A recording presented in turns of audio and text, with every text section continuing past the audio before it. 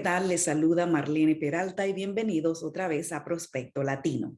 Hoy exploramos el término Latinx, un término popularizado entre jóvenes latinos y miembros de la comunidad LGBTI y más. El término ha sido creado como un lenguaje inclusivo para combatir el machismo y el sexismo del idioma español.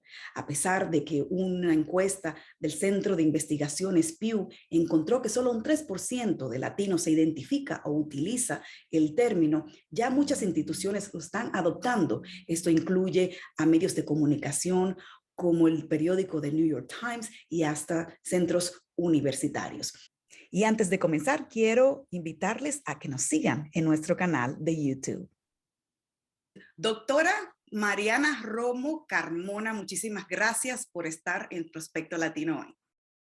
Un placer estar con ustedes. Y dígame, queremos saber un poco de usted, de qué universidad pertenece, qué estudia, porque es experta en este tema principalmente. Exacto, claro. Bueno, soy profesora asociada adjunta en City College of New York y de hecho el programa se llama Latin American and Latina Studies, ese es el nombre original, pero latina con arroba. La A es una arroba de latina, que se pronuncia latina.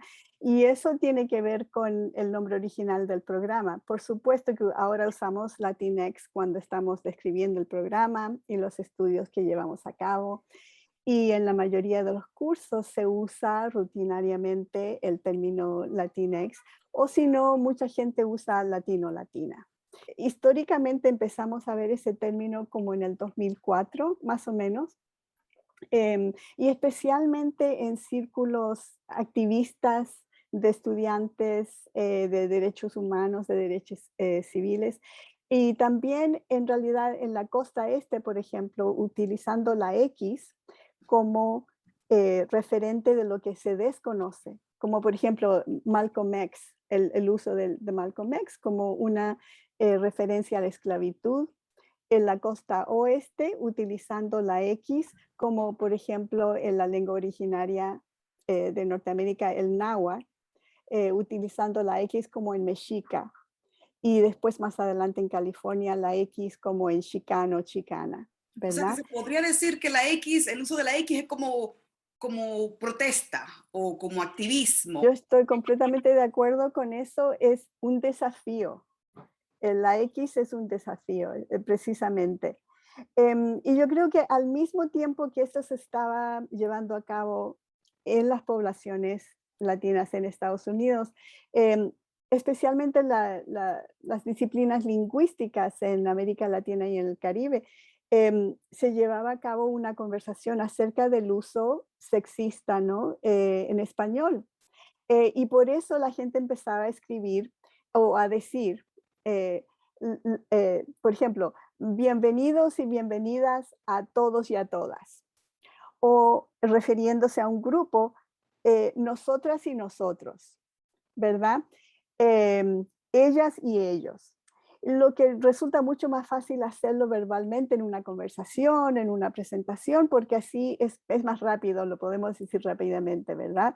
Pero hay ciertas cosas más sutiles como el uso de la E.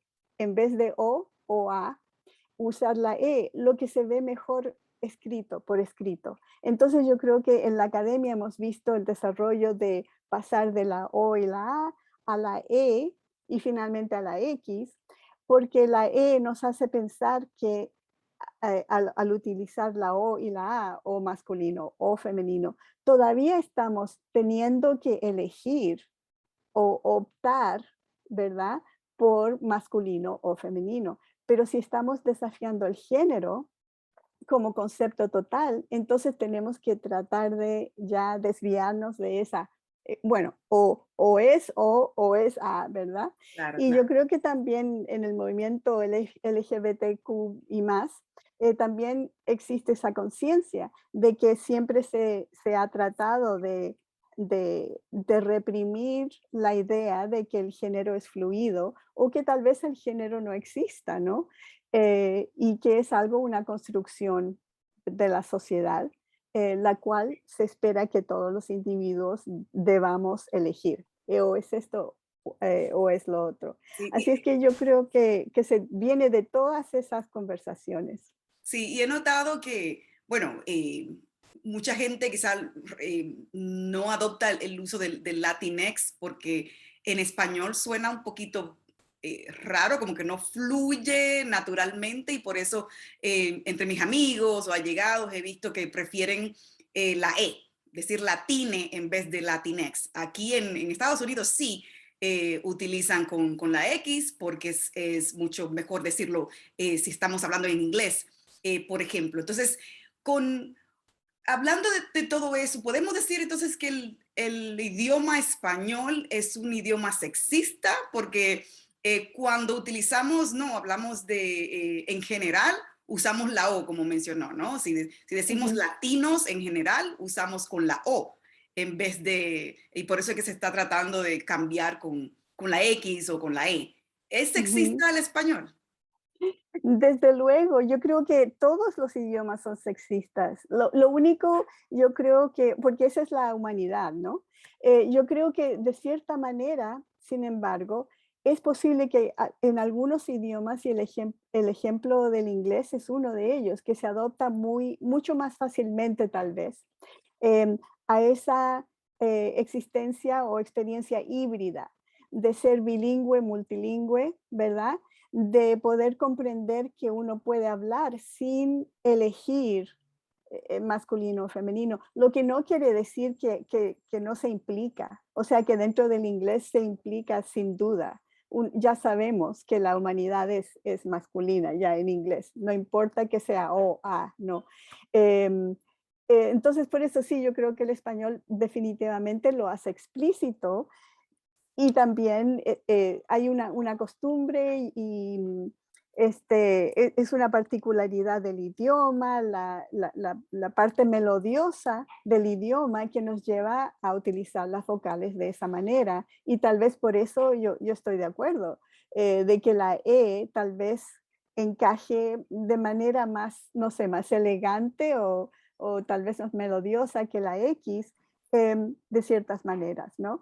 Pero yo creo que la gente en general se está acostumbrando, que especialmente la gente joven ya se va adaptando. Y el hecho de que la RAE decida no, de ninguna manera no vamos a cambiar y todo lo demás, yo creo que es cosa de tiempo. Hay que darle tiempo porque las cosas cambian, el idioma cambia, inexorablemente va cambiando. Sí. Y probablemente la gente cambia mucho más rápido que las instituciones, que los Exacto, diccionarios. eso iba a decir, ¿no? Y que es curioso que le mencionaba anteriormente de que en la Real Academia de la Lengua Española o la RAE también rehusaba adoptar términos en Spanglish, ¿no? Por muchos años los directivos de la academia decían que no, pues que no iban a adoptarlo, entonces en los últimos años hemos visto que sí, que ya han incorporado algunos de estos términos en nuestro diccionario. Entonces, creo que estamos viendo la misma cosa con el Latinx, que quizás ahora se rehusan porque no sienten que es un español real, pero que ya a la larga, con el activismo y con la gente adoptándolo como con el día a día, ¿no? Seguro que quizás lo adoptan, ¿no? De unos años hasta acá. También hemos visto que el término se usa mucho entre jóvenes, ¿no? O sea que estamos cambiando entre generaciones y estamos adoptando una manera diferente de ser, de identificarnos. Pero yo siento que ser latino siempre ha sido controversial, confuso, porque siempre hemos tenido varios términos y nadie se pone de acuerdo, ¿no? Primero teníamos, ¿no? La controversia entre si ser hispano o ser latino. Mucha gente se identifica más con latino, por lo menos yo me identifico más como latina, porque vengo de Latinoamérica, vengo de República Ujú, Dominicana, pero hay gente ujú, que se identifica como hispano porque tiene raíces en España y es mucho, un ujú. poco más europeo. ¿Por qué siempre ha sido la identidad como algo tan controversial entre nosotros? Bueno, yo creo que precisamente tiene que ver con eso y de cierto modo al salir de nuestro medio, salir del país, ir a otras partes, especialmente como poblaciones latinas en los Estados Unidos. Yo creo que nos damos cuenta de esos prejuicios que antes de los cuales no nos damos cuenta antes, porque no habíamos salido del medio en que se utilizaban, que se adoptaban, se aceptaban sin cuestionar, ¿no? Yo creo que hay algo que tiene que ver con ser una población dentro de una mainstream que te hace cuestionar y te hace pensar, vaya, ¿qué quiere decir? ¿Qué quiere decir mi identidad? Y claro, resulta ser algo muy personal, con lo cual no todo el mundo va a estar de acuerdo. Pero también nos sirve para reflexionar y el cuestionar es muy útil. Por ejemplo, el término hispano, hispana, claro, remonta a esa herencia hispánica, ni siquiera es ibérica. Entonces excluye a Brasil, por ejemplo, y también excluye al Caribe y también excluye la herencia africana y la herencia indígena. Entonces, por eso mismo, el término hispano no es lo suficientemente grande para incluir toda la experiencia, ¿no? Y también tiene mucho que ver con el hecho de que fue un término del Censo Nacional de los Estados Unidos en los años 60, o sea que fue un término construido y que tenía que ver con esa conexión lingüística y que más adelante entonces empieza a significar em, una connotación con clase obrera, clase media baja, mientras que la afiliación con latino, latina tiene más que ver con Latinoamérica y, ya casi se podría decir que tiene una conexión de clase, clase que ha recibido una educación universitaria. Ahora, yo solo estoy citando lo que se piensa, ¿no? Claro. Eh, pero, pero entre todas esas cosas hay algo que es parte de la experiencia que podría tal vez referirse a, al espacio que uno tiene para pensar las cosas más, para poderlas discutir, para llegar a un plano en que en el vivir a diario tal vez no hay tiempo, pero cuando llevamos esos términos a la universidad, los sacamos del diario vivir y los llevamos a un momento en que los podemos discutir. Ese es un privilegio, ¿no? Es un privilegio de clase que nos da la posibilidad de discutir esas cosas. Y tal vez por eso el término Latinx se asocia con cierto privilegio de poder debatir, pensar qué quiere decir, etcétera. Y tal vez esa es la división entre Hispanic y Latinx.